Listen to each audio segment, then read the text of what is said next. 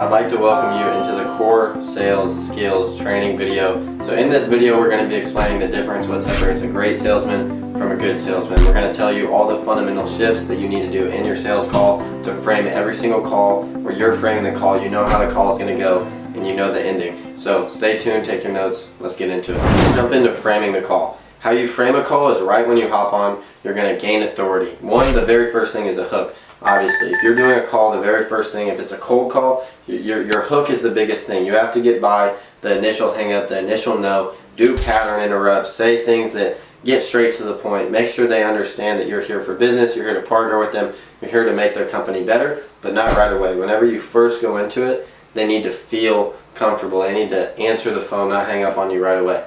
But once you get into the call, here's how you frame it. You set the expectation. Here's the objective of this call. I'm going to ask a little bit about your company, your goals, figure out where you guys are trying to go to see if I'd be a good fit for your company, see if we can help you guys out in those areas. So you're going to frame it and let them know how the framework is going to work. I'm going to ask you a couple questions. We're going to see if it's a good fit, and if it's a good fit, we can hop on a call down the line. I just need about 5 minutes here. I got to go quick too. Now, the number one thing that separates a great sales rep from a good sales rep or a bad sales rep is how much they talk. The best salesmen do not talk, they sit and they listen. They understand their prospects. So the biggest thing that you guys need to learn, and the biggest thing in this video, is learning to listen to your clients. Learning to understand, not worrying about what to say, but worrying about what is their problems, understanding them, feel their problems with them, be there with them whenever they're explaining their problem. You shouldn't be more focused on your response than you are their conversations. Listen to them, learn from them, they will tell you what they need, and then provide it for them. People trust people who listen to them, who understand them.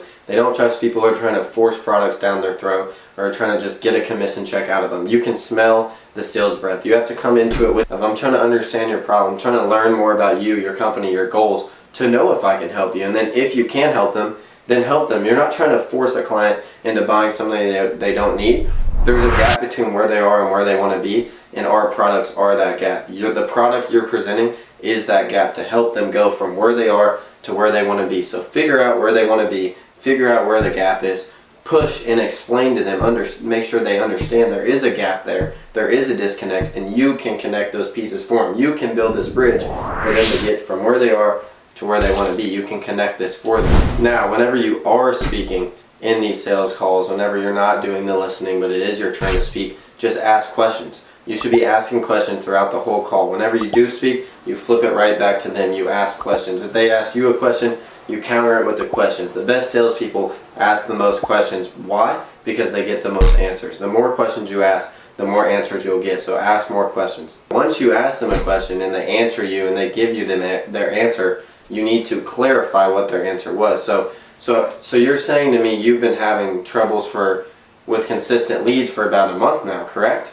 You clarify what they just said. You clarify where the gap is so they understand there is the gap. There is the disconnect. You clarify, make sure they understand what they just said before you move on to your next question and your next point. But first you do the hook. Once you do the hook, you frame it, and you frame the call. You set the expectations of the call.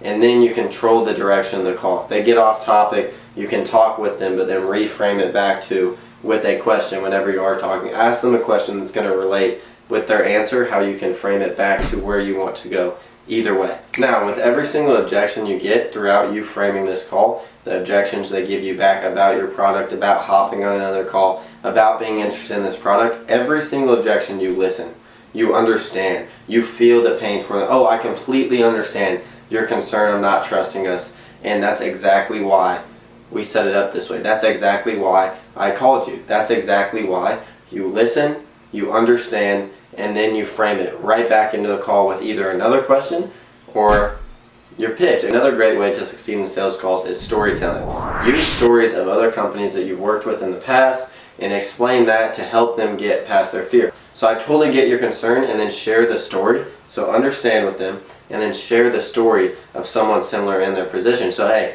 what's funny about you saying that, Grant was the same exact way.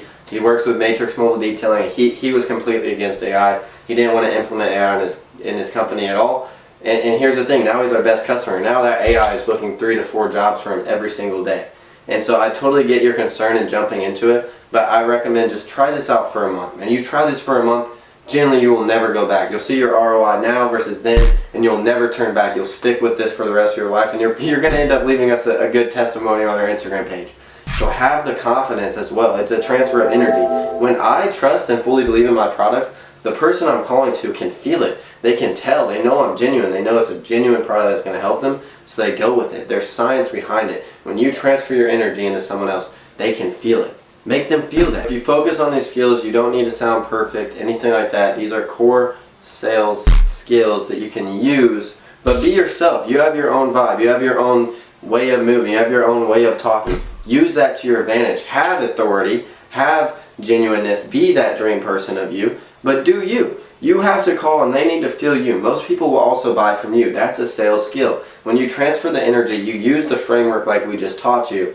If you have the framework and the energy and the understandingness of genuinely trying to help a client get past this bridge, you're trying to build this bridge for the client, you're trying to build this for them, the client understands you're coming from a genuine place. You use these skills. Let's get